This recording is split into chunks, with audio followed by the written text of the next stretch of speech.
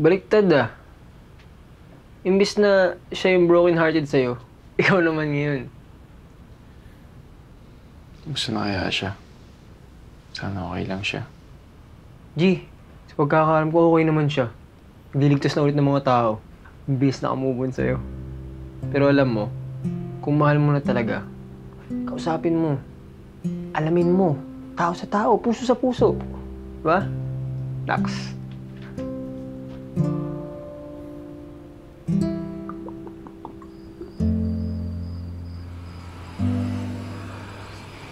Hold up to. Bigay mo saan mga gamit mo. Wag po. Maawa po kayo sa akin. Tigil mo yan! Ako ang harapin mo! Babe! Opo! Super babe! Napagutusan lang po ako. Ano? Sir, okay na sir? Okay na, tol. Salamat, tol, ah. Hindi ko pa uwi. Ano ibig sabihin nito? Huwag ka na magalit sa akin. Ginawa ko lang naman yun kasi hindi mo na ako pinapansin, eh. O tapos? Tapos miss na kita. Sobra. Sinungaling! Hindi. Kahit i-mind read mo pa ako ngayon, ikaw lang laman ng utak ko. Promise. Ayoko.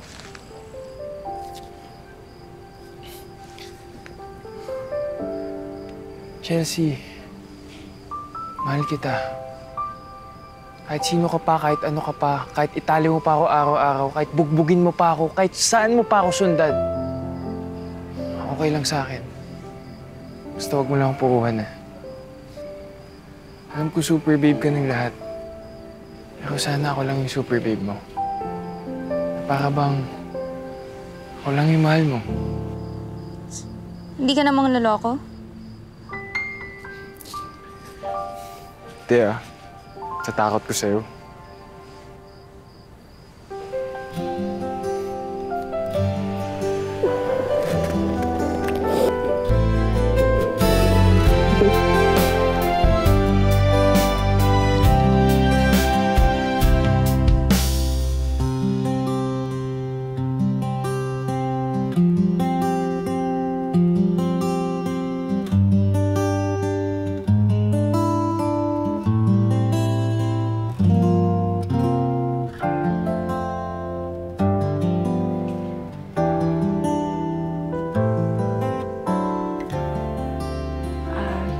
Congratulations.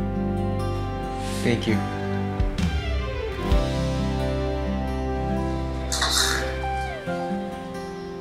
Magandang gabi, kabayan. Andito tayo ngayon sa isang lugar kung saan ang makikita si Super Babe. Niligtas ang isang bata na tumalon sa 4 na palapag na building. Kung makikita nyo, itong batang ito ay nilalakasan ng loob para labayan ng... Ayan, tuwa ang mga Pilipino. Kita naman. Tama-tama. Super Babe! Super Babe! Maniwala kayo na mayroong superhero dito sa Pilipinas. Maraming salamat. Back to you, Pilipinas! Alam mo, G, iba rin talaga siya, eh. Sinabi mo pa.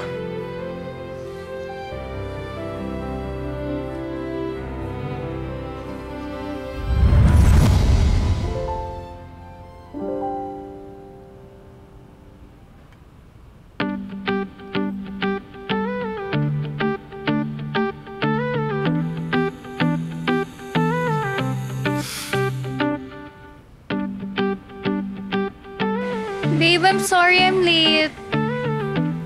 Wala yun. Ikaw pa ba? Sabi nila sa buhay natin may makikilala tayo na isang superhero at nais kong ibahagi sa inyo ang tagapagligtas ng aking buhay. Ang nagbigay ng liwanag na si Super Babe.